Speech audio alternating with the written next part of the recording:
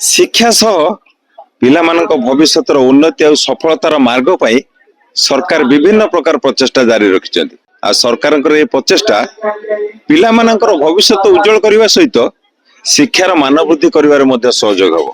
दर्शक बंधु आमे आज अछु बिंदु माधव बागुराई हाई स्कूल ले जहाँकि पीएमसी उत्सव पालन होछि।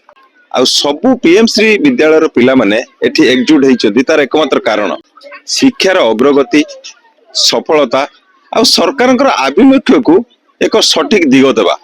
आपण माने लक्ष्य करथुबे मो संगे किछि छात्र छात्री विशेष करी छात्री माने अछंती जो माने निज प्रचेष्टा बल रे शिक्षा को गोटे नूतन दिग देबा पई चाहुचंती, जहाँकि सरकारଙ୍କର आभिमुख्य को स्पष्ट मध्य करूछि।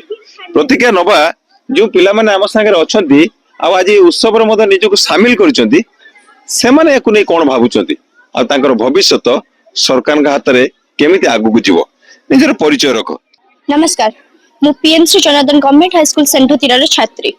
मु एठा को कौशल क्लब तरफ मोर प्रेजेंटेशन दवा पई आस्ते। हमर स्वप्न रही छे हमर फर्स्ट प्रथम कथा छे महात्मा गांधी स्वप्न थिला कि 2036 से जेमिति गोटे नूतन धरणर ओडिसा देखिबे जेउठारे छात्र छात्री माने निजे ही सब निजे आ कहा परे माने हमको डिपेंड करते पड़े से निजे ही सब कुछ करि परिबे।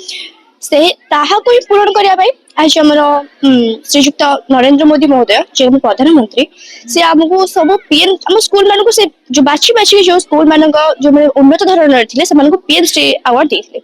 तो से प्रधानमंत्री स्कॉलर्स फॉर राइजिंग इंडिया से अवार्ड जो स्कूल माने पाइछनी। तो से स्कूल माने समस्त जो अवार्ड जो प्रोग्राम टाइम रे हेइतला ब्लॉक लेवल उन्नत हे कि एटिक जिला स्तर रे एठारे हेइछि।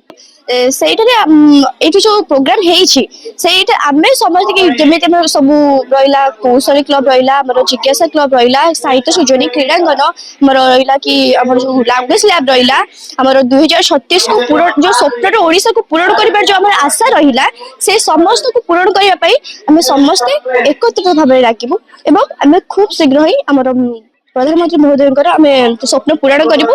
खूब शीघ्र हमर ओडिसा हमर हम निज हमें छोट छोट पिला माने मध्ये हमर बहुत किछि करिबार सक्षम करिबो। धन्यवाद। आपण लक्ष्य करथुबे पिला माने निजर भविष्यत सुदृढ़ करबा को चाहुचंती।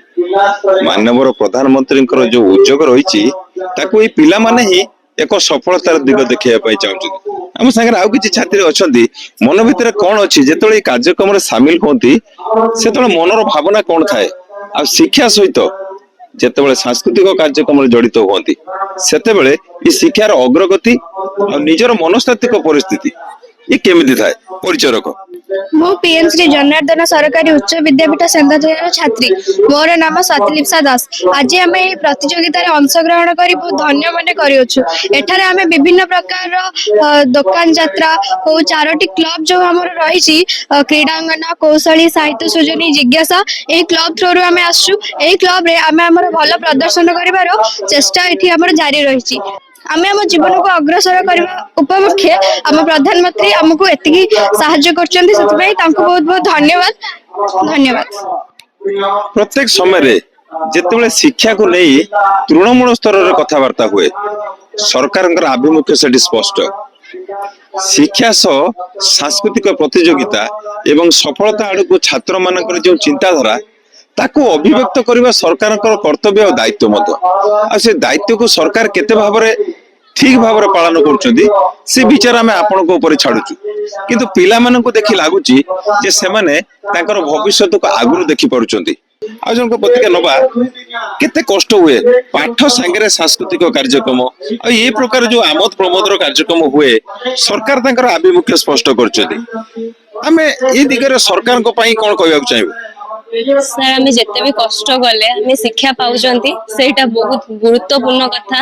हाँ कष्ट तो लगी रहिबो आम जदि भविष्य को देखबा कष्ट आम पई किछि भी नुहे। किंतु ये जो सांगसाथी मान सहित विभिन्न जगह को एमती सभा समिति को आसवा को पड़े आ ये उत्सव रे निज को प्रेजेंट करिया को पड़े से तो मन भीतर कौन थाए मन भीतर तो डर निश्चित भाव रहिबा जेहेतु आमे छुआ किंतु से डर को आमे हरे की आमे निजो काम केमिति आमे ठीक भाव रे निज को प्रेजेंट करि परबा सेटा होची ठीक कथा। आमे जेहेतु हमर प्रधानमंत्री स्कूल फॉर राइजिंग इंडिया तो आमे हम इंडिया को नंबर वन रे आनिबाकु चाहबो ताबले हम कष्ट किछि नुहे सेति पय ପିଲାମାନେ ମଧ୍ୟ ସରକାରଙ୍କର ଆଭିମୁଖ୍ୟକୁ ସ୍ପଷ୍ଟ ଭାବରେ ବୁଝିଛନ୍ତି।